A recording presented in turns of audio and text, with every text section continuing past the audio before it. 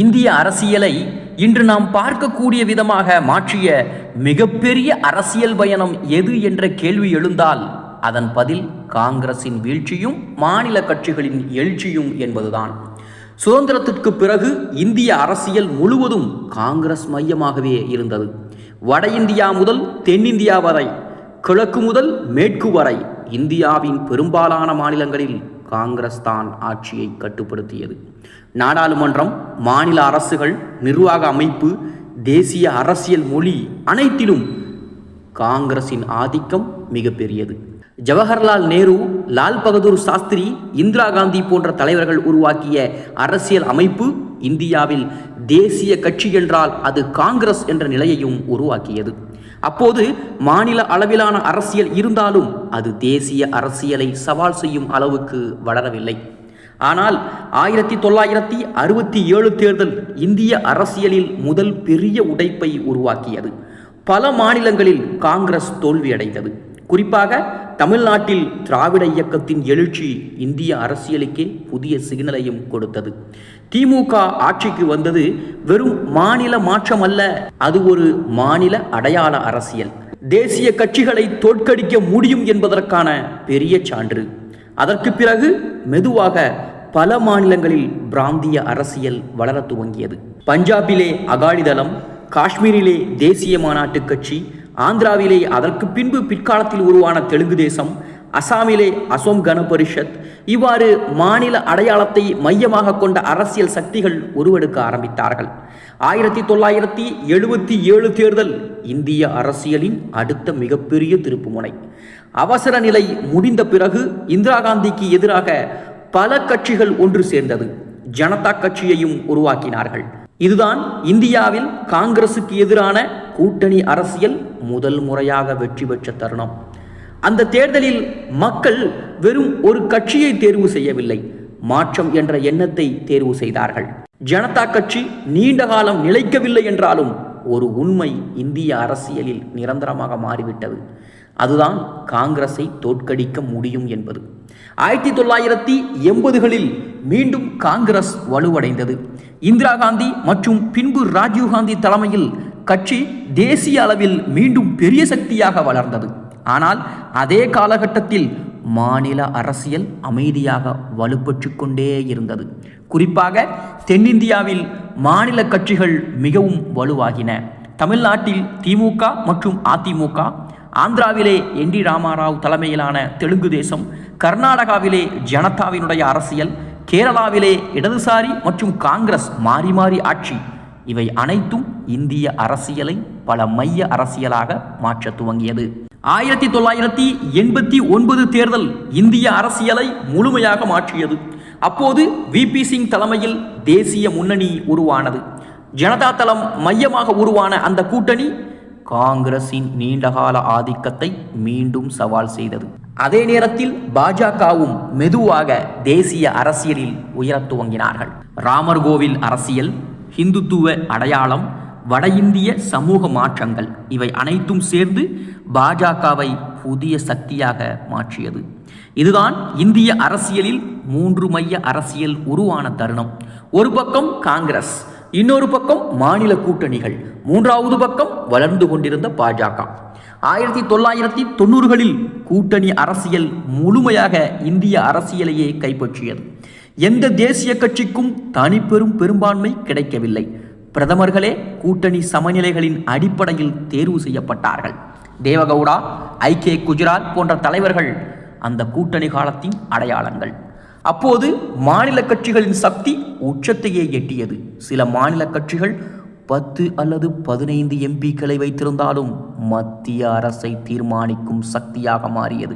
இதனால் இந்திய அரசியல் டெல்லி மைய அரசியலில் இருந்து மாநிலங்களின் கூட்டணி அரசியல் நோக்கி நகர்ந்தது. இந்த சூழலில் பாஜக மிக முக்கியமான அரசியல் பாடத்தையும் கற்றுக்கொண்டது. தனியாக வெற்றி பெற முடியாது என்பதை புரிந்து கொண்டு தேசிய ஜனநாயக கூட்டணியையும் உருவாக்கியது.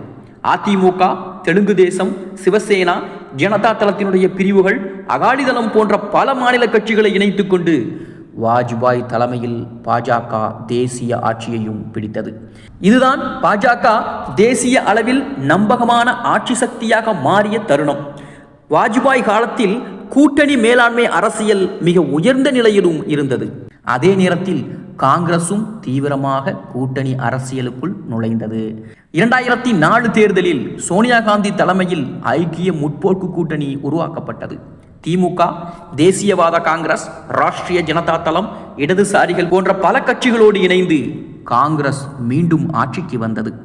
மன்மோகன் சிங் தலைமையிலான அந்த ஆட்சி இந்திய பொருளாதார வளர்ச்சியின் முக்கிய காலமாக இருந்தாலும் அதே நேரத்தில் கூட்டணி அரசியல் மாநில கட்சிகளின் சக்தியை மேலும் அதிகரிக்க செய்தன. ஒவ்வொரு மாநில கட்சியும் தன்னுடைய மாநில நலன்களை மத்திய அரசியலோடு இணைத்து பேச துவங்கினார்கள்.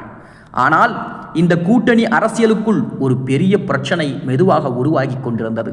காங்கிரஸ் தேசிய அளவில் ஆட்சியில் இருந்தாலும் பல மாநிலங்களில் அதன் அமைப்பு பலவீனமடைந்தது. காரணம், கூட்டணி கட்சிகள் தங்களுடைய மாநிலங்களில் முழு அரசியல் இடத்தையும் பிடித்து கொண்டார்கள். தமிழ்நாட்டில் திமுக, மேற்கு வங்கத்தில் திரிணாமுல் காங்கிரஸ், மகாராஷ்டிராவில் தேசியவாத காங்கிரஸ், பீகாரிலே லல்லு மற்றும் நிதிஷினுடைய அரசியல், இவை அனைத்தும் காங்கிரசின் கள வளர்ச்சியை குறைத்தது. காங்கிரஸ் தேர்தலில் வென்றாலும் பல மாநிலங்களில் முக்கிய சக்தி என்ற நிலையை இழந்தது. 2014 தேர்தல் இந்த முழு அரசியல் கட்டமைப்பையே உடைத்திருந்தது. நரேந்திர மோடி தலைமையில் பாஜக முதல் முறையாக தனிப்பெரும் பெரும்பான்மையையும் பெற்றது. இதுதான் கூட்டணி காலத்திலிருந்து மீண்டும் ஒரே கட்சி ஆதிக்கம் நோக்கி இந்திய அரசியல் நகர்ந்த தருணம். ஆனால் இது பழைய காங்கிரஸ் மாதிரியான ஆதிக்கம் அல்ல. பாஜக தனது தேசியவாத அரசியல், இந்துத்துவ அடையாளம், வலுவான தலைமை, சமூக ஊடக பிரச்சாரம், களமட்ட அமைப்பு ஆகியவற்றை இணைத்து புதிய மாதிரியான தேசிய அரசியலையும் உருவாக்கியது. இதனால் மாநில கட்சிகளும் காங்கிரசும் புதிய சிக்கலுக்குள் சிக்கினார்கள். பாஜகவை தனியாக யாராலும் தோற்கடிக்க முடியாது. அதனால் மீண்டும் கூட்டணி அரசியலும் அவசியமாக மாறியது. இதில்தான் ராகுல் காந்தி பாஜகவினுடைய எதிர்ப்பை ஒருங்கிணைக்க ஆரம்பித்தார். அதன் அடிப்படையில் பின்பு இந்தியா கூட்டணியும் கூட உருவானது. மாநில கட்சிகளோடு மீண்டும் இணக்கம் அதிகரித்தது.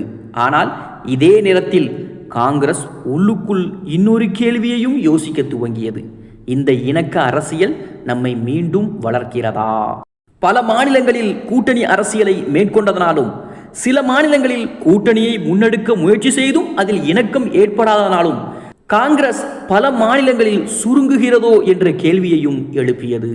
மேற்கு வங்கத்திலே மம்தா பானர்ஜி காங்கிரசின் இடத்தை முழுமையாக பிடித்து கொண்டார். டெல்லியில் ஆம் ஆத்மி கட்சி காங்கிரசின் நகர்ப்புற வாக்கு வங்கியை எடுத்துக்கொண்டது. இன்னும் கூட்டணி அரசியலில் காங்கிரஸோடு இருந்தவர்கள் கூட, குறிப்பாக தமிழ்நாட்டில் திமுக கூட்டணிக்குள் காங்கிரஸ் ஒரு துணை சக்தியாக மட்டுமே இருந்தது. மகாராஷ்டிராவில் கூட்டணி அரசியல் இருந்தாலும் காங்கிரஸ் முழு கட்டுப்பாட்டை இழந்தது. இதனால் மாநில கட்சிகள் காங்கிரஸை கூட்டணியில் வைத்துக்கொண்டு தங்களுடைய வளர்ச்சிக்காக பயன்படுத்தி கொண்டனவா என்ற கேள்வி காங்கிரஸ் கட்சிக்குள் எழத் துவங்கியது. ஆனால் தற்பொழுது இந்திய அரசியல் மீண்டும் ஒரு புதிய திருப்பு முனையில் நிற்கிறது. பாஜக இன்னும் மிகப்பெரிய தேசிய சக்தி. மாநில கட்சிகள் தங்களுடைய மாநிலங்களில் வலுவாக இருக்கிறார்கள். காங்கிரஸ் மீண்டும் தேசிய அளவில் வளர முயற்சி செய்கிறது. ஆனால் இந்த வளர்ச்சி மாநில கட்சிகளோடு மோதலை உருவாக்கும். காரணம், காங்கிரஸ் மீண்டும் உயிர் பெற்றால் பல மாநிலங்களில் அது நேரடி போட்டியாளராகவும் மாறிவிடும். இதுதான் தற்பொழுது தமிழ்நாடு முதல் மேற்கு வங்கம் வரை மெதுவாக உருவாகும் புதிய அரசியல் உண்மை. வெளியில் கூட்டணி இருக்கும், ஆனால் உள்ளுக்குள் அரசியல் போட்டியும் இருக்கும். ஒரு பக்கம் பாஜக எதிர்ப்பிற்கான இணக்கம் தொடரும், இன்னொரு பக்கம் காங்கிரஸ் தனது தனிப்பட்ட வளர்ச்சியை மீண்டும் தேடும். இதுவே அடுத்த 10 ஆண்டுகளுக்கான இந்திய அரசியலின் மிக முக்கியமான மோதலாக மாறக்கூடும் என்பதும் குறிப்பிடத்தக்கது. இந்திய அரசியல்ல கடந்த 10 ஆண்டுகள்ல மிகவும் அதிகமாக மாறிய அரசியல் தலைவர் யார் என்ற கேள்வி எழுந்தால் நம்மில் பலருக்கும் நினைவு வரக்கூடிய பேர்களில் ஒருவர்தான் ராகுல் காந்தி. காரணம், 2014 காலகட்டங்களில் அவரது அணுகுமுறையும் தற்போதைய அவருடைய அணுகுமுறையும் முற்றிலும் வேறுபட்டதாக மாறியிருப்பது. ஆரம்ப காலத்துல அவர் பெரும்பாலும் காங்கிரஸ் பாரம்பரியத்தை பாதுகாக்கக்கூடிய தலைவர் என்ற தோற்றத்தில் தான் இருந்தார். ஆனால் தற்போது அவர் இந்திய எதிர்க்கட்சி அரசியலை மறுசீரமைக்க முயற்சி செய்கிற தலைவர் என்ற புதிய வடிவத்திலும் பேசப்படுகிறார். இந்த மாற்றம் திடீரென உருவானது அல்ல. 2014 தோல்வி, 2019 அதிர்ச்சி, பாஜகவின் விரிவாக்கம், மாநில கட்சிகளின் எழுச்சி, சமூக ஊடக அரசியல், இளைஞர் வாக்காளர்களின் மனநிலை மாற்றம், இவை அனைத்தும் சேர்ந்துதான் ராகுல் காந்தியின் அரசியல் சிந்தனையை மாற்றி இருக்கிறது. 2014 தேர்தல் என்பது காங்கிரசுக்கு ஒரு சாதாரண தோல்வியாக இருக்கவில்லை. அது சுதந்திர இந்திய அரசியலிலேயே மிகப்பெரிய அதிகார மாற்றங்களில் ஒன்றாக இருந்தது. பல தசாப்தங்களாக மத்திய அரசியல்ல மையமாக இருந்த காங்கிரஸ் வெறும் 44 இடங்களுக்கு சுருங்கியது. இதனால கட்சிக்குள் மிகப்பெரிய மனச்சோர்வும் உருவானது. பல மாநிலங்களில் கட்சி அமைப்பு சிதற ஆரம்பித்தது. களமட்ட தொண்டர்கள் அரசியல் நம்பிக்கையை இழந்தார்கள். இளைஞர்கள் காங்கிரஸை எதிர்கால அரசியல் சக்தியாக பார்ப்பதை தவிர்த்து கொண்டார்கள். அதே நேரத்தில் பாஜக தேசிய கட்சி என்ற அடையாளத்தை முழுமையாக கைப்பற்ற துவங்கியது. இந்த சூழலில் ராகுல் காந்தி முன் மிகப்பெரிய கேள்வியும் இருந்தது. காங்கிரஸை மீண்டும் உயிர்ப்பிக்க முடியுமா? அதே நேரத்தில் அவர் எடுத்த முதல் முக்கியமான அரசியல் முடிவு நேரடி மோதலை குறைப்பது. அதாவது பாஜக எதிர்ப்பு வாக்குகள் சிதறக்கூடாது என்ற ஒரு அரசியல் கணக்கு. அதன் காரணமாக பல மாநிலங்களில் மாநில கட்சிகளோடு இணக்கமான அணுகுமுறையையும் உருவாக்கினார். தமிழ்நாட்டிலே திமுக, மகாராஷ்டிராவிலே சிவசேனா மற்றும் தேசியவாத காங்கிரஸ், பீகாரிலே ராஷ்டிரிய ஜனதா தளம், உத்தரப்பிரதேசத்திலே சமாஜ்வாடி பார்ட்டி என்று பல மாநிலங்களில் பல கட்சிகளோடு காங்கிரஸ் இணைந்து செயல்பட துவங்கியது. இதன் நோக்கம் மிகவும் தெளிவானதாக இருந்தது. அதாவது முதலில் பாஜகவின் ஆதிக்கத்தை குறைக்க வேண்டும் என்பதுதான். இந்த அணுகுமுறை ஆரம்பத்தில் அரசியல் ரீதியாக சரியானதாகத்தான் தோன்றியது. காரணம், இந்தியாவில் பல மாநிலங்களில் பாஜகவினுடைய எதிர்ப்பு வாக்குகள் பிரிந்து போனதால் தான் பாஜக வெற்றி பெற்றது என்ற ஒரு கருத்து வலுவாக இருந்து கொண்டிருந்த காலம். அதனால் ஒற்றை எதிர்க்கட்சி மேடை உருவாக்க வேண்டும் என்ற சிந்தனை அதிகரித்தது. இதன் விளைவாகத்தான் பின்பு இந்தியா கூட்டணி போன்ற அமைப்புகளுமே கூட உருவானது. ஆனால் காலப்போக்கிலே இன்னொரு பிரச்சனை வெளிப்பட துவங்கியது. மாநில கட்சிகள் பலமாக இருந்தார்கள், ஆனால் காங்கிரஸ் பல மாநிலங்களில் மீண்டும் எழ முடியவில்லை என்ற நிலை உருவானது. டெல்லியிலே ஆம் ஆத்மி கட்சி வளர்ந்தது, ஆனால் காங்கிரஸ் மறைந்தது. உத்தரப்பிரதேசத்தில் சமாஜ்வாடி கட்சி மற்றும் பாஜகவுக்கு இடையே ஒரு மைய போட்டி இருந்தது. காங்கிரஸ் மிகவும் பலவீனமானது. பீகாரில் பிராந்திய அரசியல் வலுவாக இருந்தது. காங்கிரஸ் பின்னுக்கு தள்ளப்பட்டது. ஆக சில மாநிலங்களில் கூட்டணியில் இருந்தாலும் கூட காங்கிரஸ் தன்னுடைய தனிப்பட்ட அரசியல் அடையாளத்தை மீண்டும் கட்டமைக்க முடியவில்லை.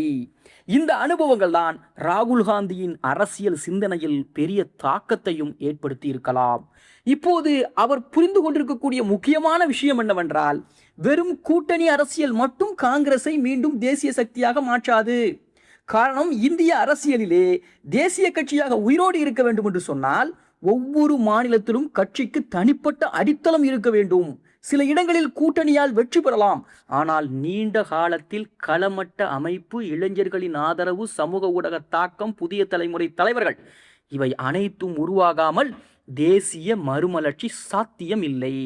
இதில்தான் ராகுல் காந்தியினுடைய புதிய அரசியல் அணுகுமுறை தெளிவாக தெரிகிறது. அவர் தற்போது வெறும் தேர்தல் கணக்குகளை மட்டும் பேசுவதில்லை. சமூக நீதி, பொருளாதார சமநிலை, அரசியல் அமைப்பு, அமைப்புசார் அதிகாரம், புதிய தலைமுறை இந்தியா போன்ற கருத்துக்களை தொடர்ந்து முன்வைக்கிறார்.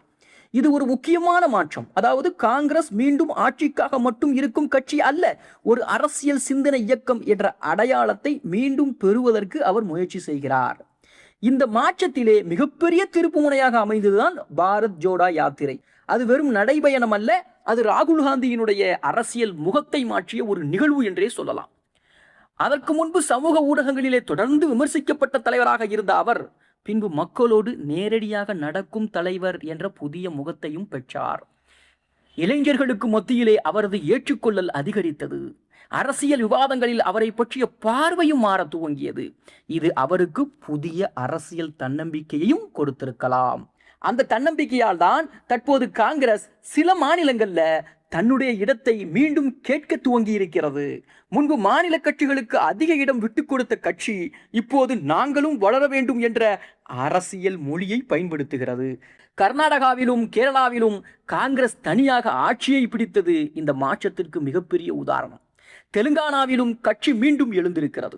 இந்த வெற்றிகள் காங்கிரஸ் இன்னும் உயிரோடு இருக்கிறது என்ற உணர்வை கட்சிக்குள் உருவாக்கி இருக்கிறது. ஆனால் அதே நேரத்தில் மாநில கட்சிகளோடு உறவு என்பது மிகவும் சிக்கலான நிலைக்கு சென்றிருக்கிறது. காரணம், மாநில கட்சிகள் காங்கிரஸை ஒரு கூட்டணி சக்தியாகவே பார்க்க விரும்புகிறார்கள். ஆனால் காங்கிரஸ் மீண்டும் மைய சக்தியாக வளர முயற்சி செய்தால் போட்டி உருவாகும். தமிழ்நாட்டிலே திமுக, உத்தரப்பிரதேசத்திலே சமாஜ்வாடி பார்ட்டி, பீகாரிலே பிராந்திய சக்திகள், இவை அனைத்தும் தங்களுடைய மாநில அரசியல் இடத்தை பாதுகாக்கத்தான் விரும்பும். இதனால் இணக்கம் மற்றும் போட்டி என்ற இரட்டை நிலை தற்போது உருவாகி இருக்கிறது. இதுதான் ராகுல் காந்தியின் மிகப்பெரிய அரசியல் சவால். ஒரு பக்கம் பாஜகவை எதிர்க்க மாநில கட்சிகள் அவசியம், இன்னொரு பக்கம் காங்கிரஸ் வளர வேண்டுமானால் சில இடங்களில் அதே மாநில கட்சிகளின் அரசியல் இடத்திற்குள் நுழைய வேண்டியிருக்கும். இதனால் தற்போது இந்திய எதிர்க்கட்சி அரசியலின் வெளியில் கூட்டணி இருந்தாலும் உள்ளுக்குள் வளர்ச்சி போட்டி நடக்கிறது.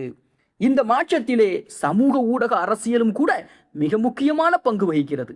முன்பு காங்கிரஸ் இந்த துறையில் மிகவும் பலவீனமாக இருந்தது. ஆனால் தற்போது கட்சி புதிய தலைமுறை டிஜிட்டல் அரசியலை கற்றுக்கொள்ள துவங்கி இருக்கிறது. இளைய தலைமுறையின் பேச்சாளர்கள், குறும்பட அரசியல், கருத்தியல் விளக்கங்கள், விரைவான எதிர்வினைகள், இவை அனைத்தும் அதிகரித்திருக்கிறது. இது வெறும் பிரச்சார மாற்றம் அல்ல, புதிய தலைமுறை வாக்காளரிடம் மீண்டும் இடம்பெறும் முயற்சி. ஆக ராகுல் காந்தியினுடைய தற்போதைய அரசியல் மொழியில இன்னொரு முக்கியமான அம்சம் என்றால் அது கொள்கை அடையாளம்.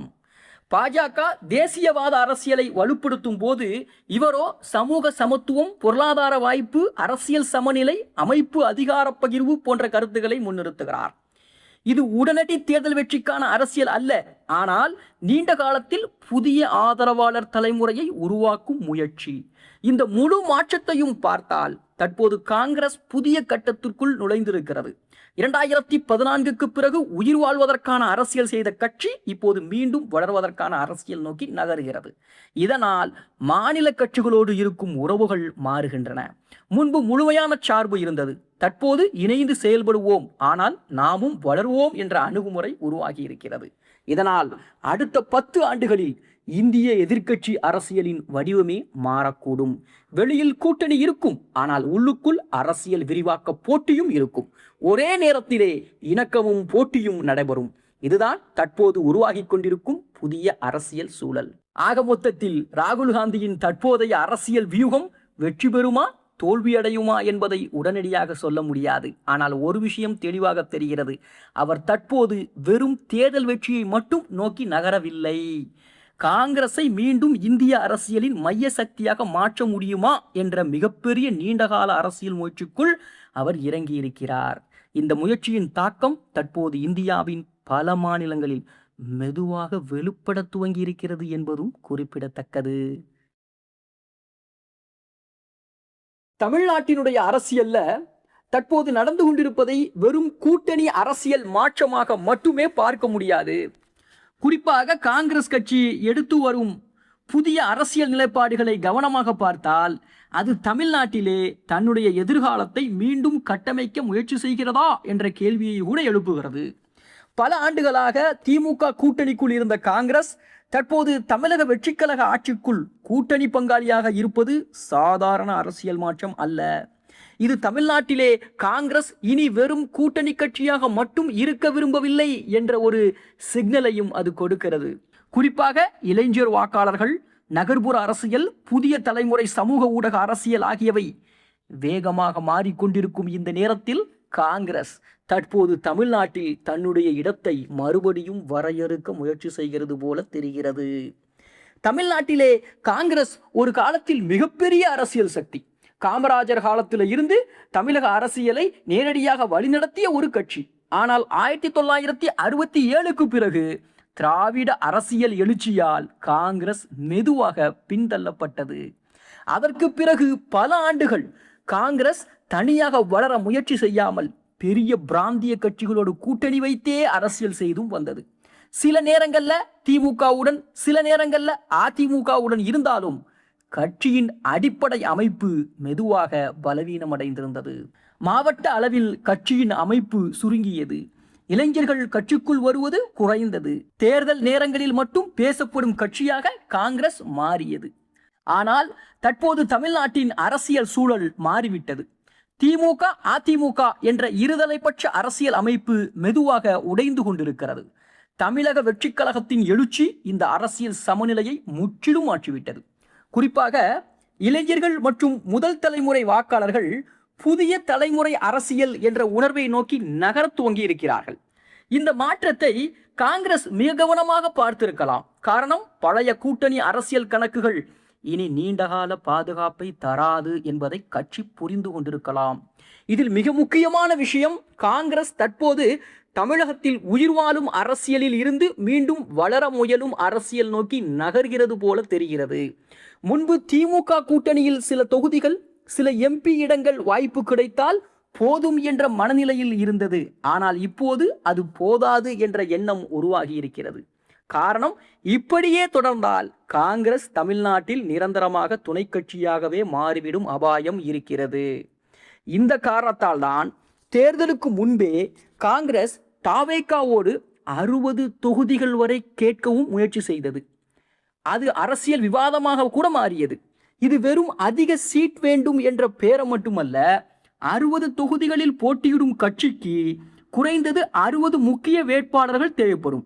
அதற்கு கீழே நூற்றுக்கணக்கான இளைஞர் நிர்வாகிகள், மாவட்ட ஒருங்கிணைப்பாளர்கள், களமட்ட செயற்பாட்டாளர்கள் உருவாக வேண்டியிருக்கும்.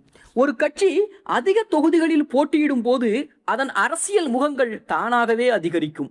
மக்கள் மத்தியில் நேரடி தொடர்பு அதிகரிக்கும். சமூக ஊடகங்களில் புதிய முகங்கள் உருவாகும். காங்கிரஸ் இதை நீண்டகால முதலீடாக பார்த்திருக்கலாம். குறிப்பாக தமிழ்நாட்டில் தற்போது மிகப்பெரிய பிரச்சனையாக இருப்பது புதிய தலைமுறை காங்கிரஸ் தலைவர்கள் குறைவு என்பதுதான். பழைய தலைமுறை முகங்கள் இன்னும் கட்சியை வழிநடத்தினாலும் 25 முதல் 40 வயதுக்குள் இருக்கும் புதிய அரசியல் முகங்கள் பெரிய அளவில் தெரியவில்லை. அதனால் 60 தொகுதிகளில் போட்டியிடும் வாய்ப்பு கிடைத்திருந்தால் இளைஞர் காங்கிரஸ், மாணவர் அமைப்புகள், சமூக ஊடக செயற்பாட்டாளர்கள், மாவட்ட அளவிலான புதிய தலைவர்கள் ஆகியோருக்கு நேரடி அரசியல் வாய்ப்பு கிடைத்திருக்கலாம்.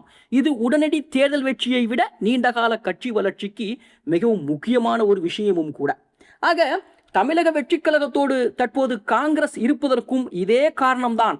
இது வெறும் ஆட்சியில் பங்கு பெறுவது என்ற அரசியல் அல்ல, மாறாக புதிய அரசியல் தலைமுறைக்குள் நுழைவது என்ற கணக்கும் ராகுல் காந்திக்கு இருக்கலாம். திமுக கூட்டணியில் இருந்தபோது காங்கிரஸ் பெரும்பாலும் பழைய வாக்காளர் அமைப்புக்குள் மட்டுமே இருந்தது. ஆனால் தமிழக வெற்றிக் கழகத்தின் மூலம் புதிய இளைஞர் அரசியல் வட்டாரத்துக்குள் நுழைய வாய்ப்பு கிடைத்திருக்கிறது. இந்த வாய்ப்பை காங்கிரஸ் நீண்டகால அரசியல் முதலீடாக கூட பார்க்கலாம். இப்போது தமிழகத்திலே உருவாகி இருக்கும் மிகப்பெரிய மாற்றம் என்றால் அது இளைஞர் அரசியல்தான். பழைய தலைமுறை வாக்காளர்கள் இன்னும் கட்சி அடையாள அரசியலில் இருக்கலாம். ஆனால் புதிய தலைமுறை வாக்காளர்கள் யார் எதிர்காலத்தை பேசுகிறார்கள் என்பதையே அதிகமாக பார்க்கிறார்கள். இந்த மாற்றத்திற்குள் காங்கிரஸ் மீண்டும் நுழைய முயற்சி செய்யலாம். அதனால்தான் தற்போது கட்சி சமூக ஊடக அரசியல், மாணவர் அரசியல், இளைஞர் அமைப்புகள், புதிய முகங்கள் போன்றவற்றிற்கு அதிக முக்கியத்துவம் கொடுக்கவும் ஆரம்பித்திருக்கிறது. ஆக தமிழகத்திலே காங்கிரசினுடைய அடுத்த இலக்கு அமைப்பை மீட்டுருவாக்கம் செய்யக்கூடிய முயற்சியாக கூட இருக்கலாம். காரணம் என்னவென்றால், எந்த கட்சியும் வெறும் கூட்டணியால் மட்டும் நீண்ட காலம் உயிரோடு இருக்க முடியாது. களமட்ட அமைப்பு தேவை, மாவட்ட செயல்பாடு தேவை, மாணவர்களின் அமைப்பு தேவை, பெண்களுக்கான அமைப்பு தேவை, சமூக ஊடக அணிகள் தேவை. இந்த முழு அமைப்பையும் மீண்டும் உயிர்ப்பிக்க வேண்டிய அவசியம் காங்கிரசுக்கு தற்போது உருவாகி இருக்கிறது. தமிழக வெற்றிக்கழக ஆட்சிக்குள் இருப்பது இந்த முயற்சிக்கு புதிய இடத்தை திறந்து கொடுக்கலாம். இதில் இன்னொரு முக்கியமான விஷயம், திமுக மீது உருவாகி இருந்த அதிக ஆதிக்க கூட்டணி என்ற விமர்சனம். பல சிறிய மற்றும் நடுத்தர கூட்டணி கட்சிகள் திமுக கூட்டணிக்குள் இருந்தபோது தங்களுடைய தனி அரசியல் அடையாளத்தை வெளிப்படுத்த முடியவில்லை என்ற மனநிலையை கொண்டிருந்தன. காங்கிரசும் கூட அந்த பிரச்சனையை உணர்ந்திருக்கலாம். அதனால்தான் தற்போது நாங்கள் தனி அரசியல் சக்தியாகவும் இருக்கிறோம் என்ற சிக்னலை கட்சிகளுக்கு அனுப்ப துவங்கி இருக்கிறார்கள். அதே சமயத்தில் தமிழக வெற்றிக் கழகத்திற்கும் காங்கிரசுக்கும் இடையே தற்போது உருவாகி இருக்கக்கூடிய உறவு மிகவும் சுவாரஸ்யமானது. ஒரு பக்கம் தமிழக வெற்றிக் கழகம் புதிய தலைமுறை அரசியல் சக்தி, இன்னொரு பக்கம் காங்கிரஸ் பழைய தேசிய அரசியல் அனுபவம் கொண்ட கட்சி. இந்த இரண்டு உலகங்களும் இணையும் போது தமிழ்நாட்டில் புதிய அரசியல் சமன்பாடு உருவாகும் வாய்ப்பும் இருக்கிறது. குறிப்பாக நிர்வாக அனுபவம், சட்டமன்ற அரசியல், தேசிய தொடர்புகள் போன்ற விஷயங்களிலே காங்கிரஸ் தனது அனுபவத்தை பயன்படுத்த முயற்சி செய்யலாம். இப்போது காங்கிரசின் முக்கியமான அரசியல் இலக்கு தமிழ்நாட்டில் மீண்டும் நேரடி அடையாளம் பெறுவதாக இருக்கலாம். பல ஆண்டுகளாக மக்கள் காங்கிரஸை திமுக கூட்டணி கட்சி என்றே பார்த்தார்கள். ஆனால் இனி அந்த அடையாளத்தை மாற்ற வேண்டும் என்ற தேவையை ராகுல் காந்தி உணர்ந்திருக்கலாம். அதற்காகத்தான் அதிக தொகுதிகளில் போட்டியிட வேண்டும், புதிய தலைமுறை தலைவர்களை உருவாக்க வேண்டும், நேரடி மக்கள் தொடர்பு அரசியல் செய்ய வேண்டும் என்ற முயற்சிகளையும் அவர்கள் அதிகரித்திருக்கிறார்கள். ஆக மொத்தத்தில் காங்கிரஸ் தற்போது தமிழ்நாட்டில் மிகவும் கவனமாக நடக்க வேண்டிய அரசியல் சூழலில் இருக்கிறது. காரணம், திமுகவுடன் முழுமையாக பகை நிலைக்கு சென்றால் பழைய வாக்கு அமைப்பை இழக்கலாம். தமிழக வெற்றிக் கழகத்தோடு முழுமையாக ஒன்றிணைந்து விட்டால் தனித்துவ அடையாளத்தை அது குறைக்கலாம். அதனால்தான் தற்போது சமநிலை அரசியலை கையில் எடுத்திருக்கிறது போல தெரிகிறது. ஆட்சிக்குள் இருந்தாலும் தன்னுடைய தனி அரசியல் வளர்ச்சியை நிறுத்தாமல் முன்னெடுக்க வேண்டும் என்ற கணக்கு இருக்கலாம். ஆக தமிழ்நாட்டில் தற்போது உருவாகி இருக்கும் மிகப்பெரிய அரசியல் மாற்றம் என்னவென்றால், கூட்டணிக்குள் இருந்தாலும் தனி வளர்ச்சி தேவை என்ற மனநிலை. இது அனைத்து கட்சிகளிடத்திலும் உருவாகி இருக்கிறது. இதை காங்கிரஸ் மிகவும் தெளிவாக புரிந்து கொண்டிருக்கிறது போல தெரிகிறது. இந்த முழு அரசியல் மாற்றத்தையும் பார்த்தால் தற்போது காங்கிரஸ் தமிழ்நாட்டில் வெறும் அமைச்சரவை இடங்களுக்காக அரசியல் செய்யவில்லை என்று தெரிகிறது. மாறாக அடுத்த 10 ஆண்டுகளில் தமிழ்நாட்டில் மீண்டும் முக்கிய அரசியல் சக்தியாக மாற முடியுமா என்ற பெரிய கேள்விக்கான பதிலையும் தேட துவங்கி இருக்கிறது. அதன் முதல் கட்ட முயற்சிதான் தற்போது நாம் பார்த்து கொண்டிருக்கும் இந்த புதிய அரசியல் அணுகுமுறை.